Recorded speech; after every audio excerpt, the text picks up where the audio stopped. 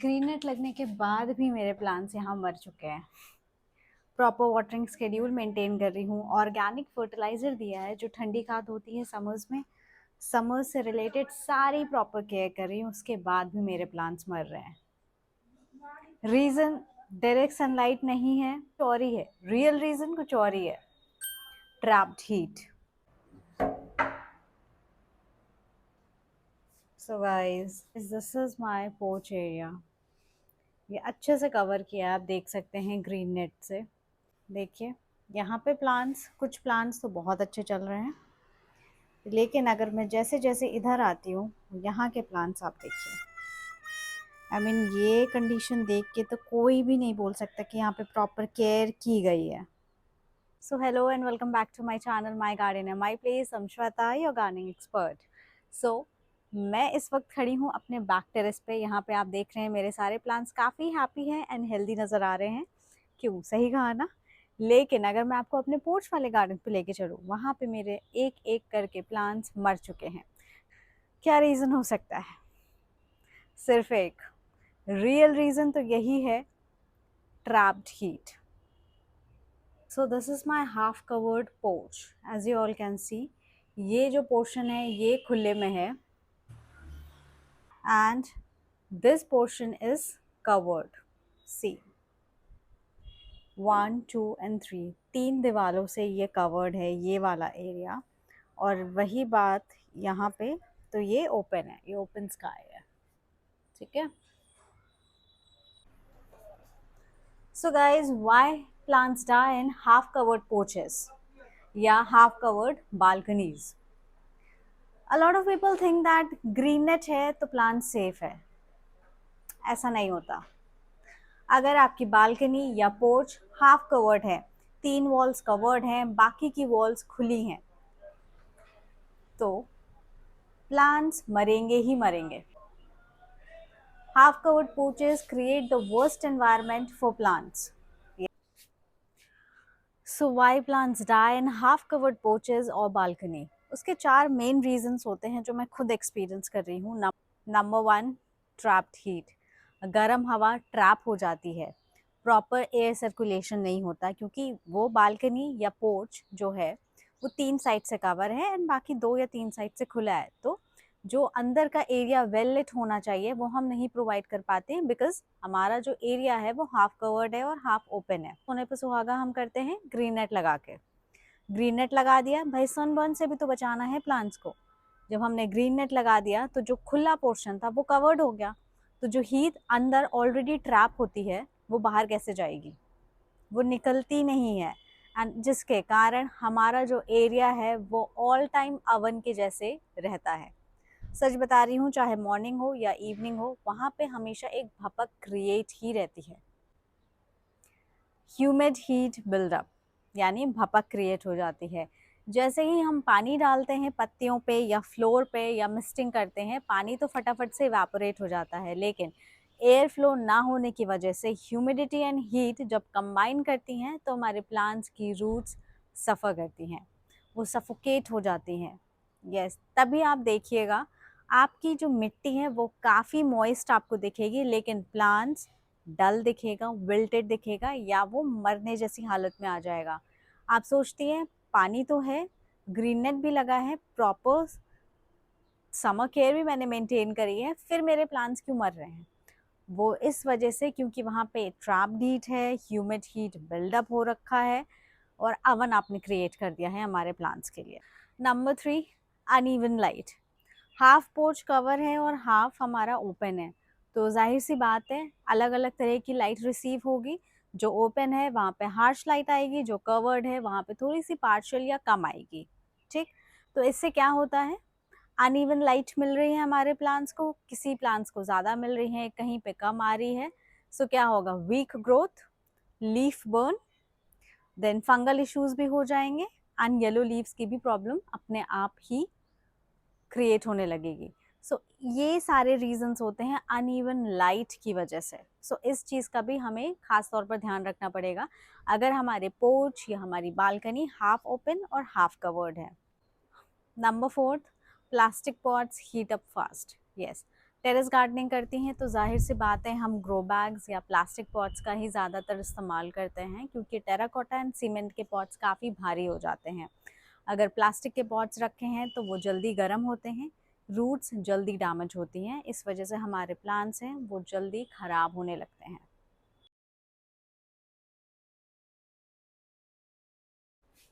इस half covered ports में plants हम कैसे सेव कर सकते हैं? How I am saving my plants in this situation? え、え、え、え、え、え、So,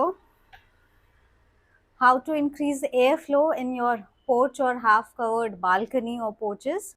Make use of this pedestal fan.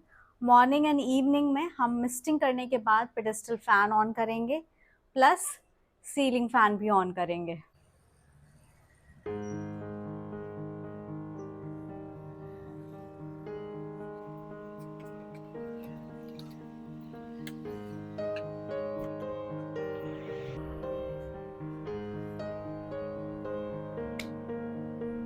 Air flow हम दूसरा क्या कर सकते हैं, एयर जहाँ से धूप कम आए वहाँ पे हम थोड़ी सी स्पेस बना सकते हैं अपने ग्रीन नेट में, ताकि यहाँ से अच्छा एक एयर फ्लो आ सके और हीट जो है वो रिलीज़ हो सके। यहाँ से कॉर्नर से मैंने ये खोल दिया है, सो यहाँ पे भी हमारी जो हीट है वो रिलीज़ होगी एंड जो प्रॉपर ऑक्सीजन है वो आ पाएगी। अच्छा खासा एयर फ्लो हम मेंटेन कर सकते हैं इस एरिया में। यहाँ पे मैंने जो प्लांट्स हैं, हमारे जो पॉट्स हैं, वो हमने काफ़ी पास पास रखे थे, सो इस वजह से भी ये डैमेज हो सकता है, इसलिए हम प्रॉपर स्पेस मेंटेन करके रखेंगे पॉट्स में।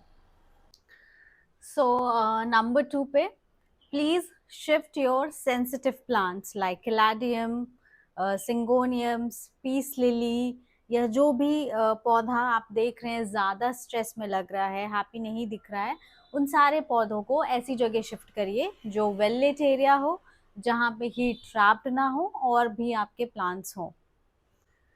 सो time to shift these plant. Number 3, make use of heat tolerant plant.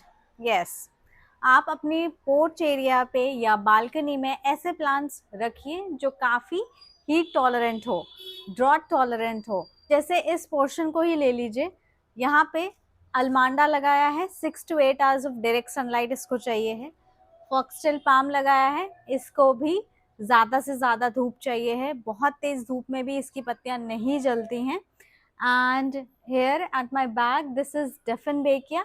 जब धूप यहाँ तक आती है तो धूप कम हो जाती है, that's why he is surviving, otherwise ये भी बहुत ज़्यादा तेज़ धूप में सर्वाइव नहीं करता है।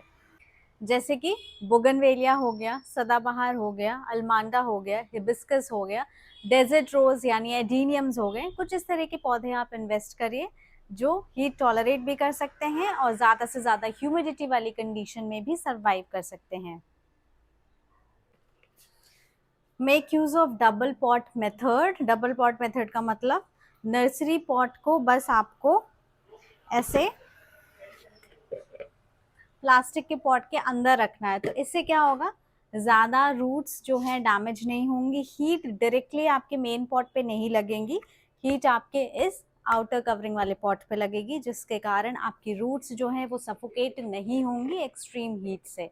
सो आप डबल पॉट मेथड भी कर सकते हैं to save your plants in half porch वाली कंडीशन में। Thing, so one thing we should always keep in our mind is watering schedule.